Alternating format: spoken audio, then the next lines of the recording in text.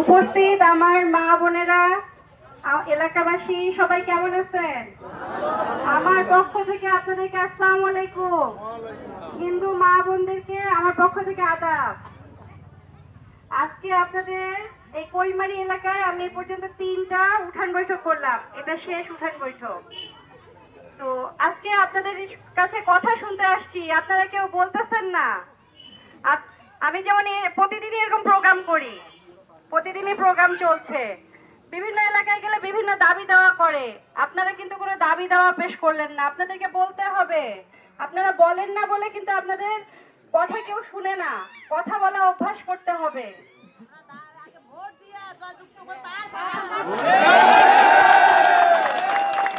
আপা অনেক দামি কথা বলছে, এটা কি সবার মনের কথা? এই তো আপনারা আসলে বুঝছেন, আপনাদের কোনো অধিকার প্রতিষ্ঠা করার জন্য খুব গুরুত্বপূর্ণ হচ্ছে একটা ভোট। আপনাদের কাছে ওইটা একজনের কাছে একটা ভোট, কিন্তু অনেকজন মিলেই কিন্তু একজনকে সংসদে পাঠায়। আচ্ছা, বিএনপি কে আপনারা ভোট প্রদান করবেন, এতগুলো দলের মধ্যে কেন বিএনপি কে ভোট প্রদান করবেন আপনারা জানেন? আপনারা কি জানেন?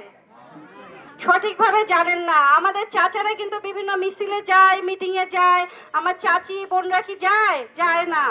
এজন্য ভাবলাম যে এলাকায় এলাকায় কিছু হচ্ছে উঠান সমাবেশ করি, একটু আমরা জানাই কেন তারা বিএনপি কে ভোট প্রদান করবে।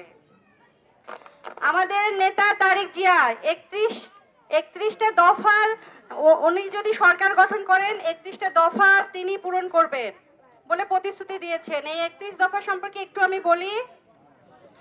এখানে দিবে ফ্যামিলি কার্ড, হেলথ কার্ড, কৃষি কার্ড। এখন এইগুলো সম্পর্কে তো জানা দরকার। ফ্যামিলি কার্ড হচ্ছে আমাদের মেয়েদের নামে হবে, আমাদের টাকা আমরা ছাড়া কোনো অন্য কেউ তুলতে পারবে না। এটা কি আমাদের জন্য ভালো? নিজেদের সংসারে নিজেদের টাকা ব্যয় করতে পারবো। আচ্ছা, হেলথ কার্ড, এখানকার রাস্তাঘাটের করুণ অবস্থা, আমার তো ভয় লাগতেছে যে এখান থেকে জল ঢাকা যাইতেই কোনো রোগী অসুস্থ হয়ে যায় কিনা। এখানে স্বাস্থ্য কেন্দ্র আছে কিন্তু প্রয়োজনীয় আপনার চিকিৎসক নাই। বাচ্চারা অসুস্থ হলে আপনারা কিভাবে ট্রিটমেন্ট করেন এটা চিন্তা করেই মাথাটা হ্যাং হয়ে যাচ্ছে। তো আপনাদের তো অনেক এগুলো সমস্যা, কিন্তু প্রতি বছর আপনাদের মানে 5 বছর পর পর এমপি আসে, এমপি যায়, আপনাদের উন্নয়ন হয়েছে? উন্নয়ন কিন্তু হয়নি। কেন হয়নি উন্নয়ন বলেন? আপনারা যোগ্য ব্যক্তিকে ভোট প্রদান করতে পারেননি। আপনারা মানুষ চিনতে প্রতিবারই ভুল করেন। তো এটা দায় কিন্তু আপনাদের।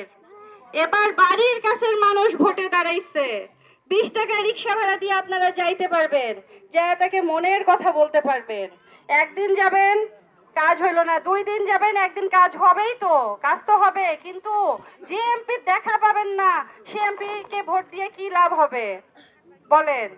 আচ্ছা, হেলথ কার্ড, হেলথ কার্ড হচ্ছে আমাদের ওষুধের অনেক দাম, আমাদের কিছু অংশ ওষুধের হচ্ছে বিনামূল্যে পাবো, অথবা কিছু ওষুধ আমরা হচ্ছে কম দামে পাবো। এটা কিন্তু আমাদের জন্য একটা উন্নয়ন হবে, কি তাই না? আচ্ছা, কৃষি কার্ড, কৃষি কার্ড হচ্ছে কৃষকের বিভিন্ন রকম জিনিস মানে সার সহ বিভিন্ন রকম কৃষি যন্ত্রপাতি, বীজ, এগুলো কম দামে আমরা পাবো। এটা কি আমাদের উন্নয়ন না? এবং এই কার্ডগুলো প্রথম শুরু হবে গ্রাম অঞ্চল থেকে, আমাদের গ্রাম থেকে, তার পরবর্তীতে পর্যায়ক্রমে শহরের দিকে ওটা যাবে। তো আমরা তাহলে প্রথমে এগুলো পাবো। আমাদের হয়তো সবাই এগুলো পাবো না, কিন্তু হচ্ছে কিছু কিছু মানুষ তো পাবো, তাই এলাকার উন্নয়ন হবে না।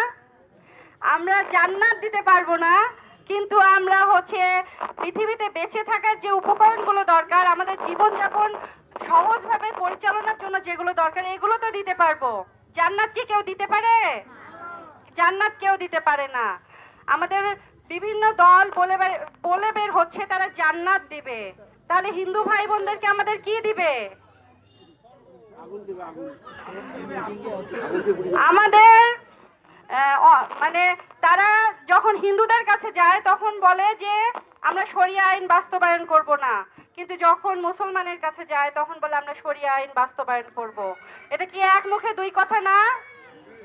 আপনারা কি এই কথাগুলো বিশ্বাস করবেন?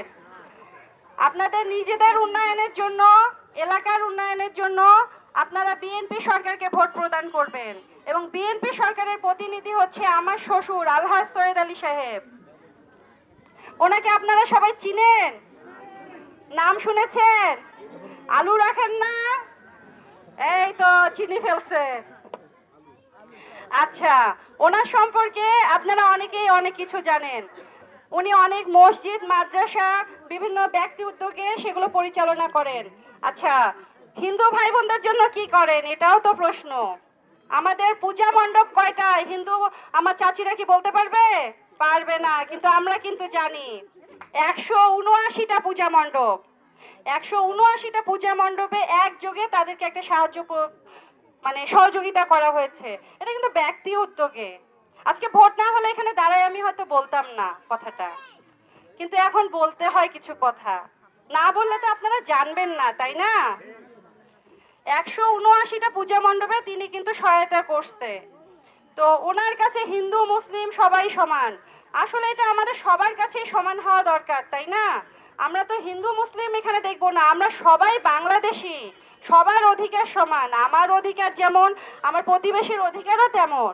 এবং এই অধিকারগুলো প্রতিষ্ঠা করার জন্য বিএনপি সরকার ঐক্যবদ্ধ। তো আপনারা সবাই বিএনপিকে ভোট প্রদান করেন।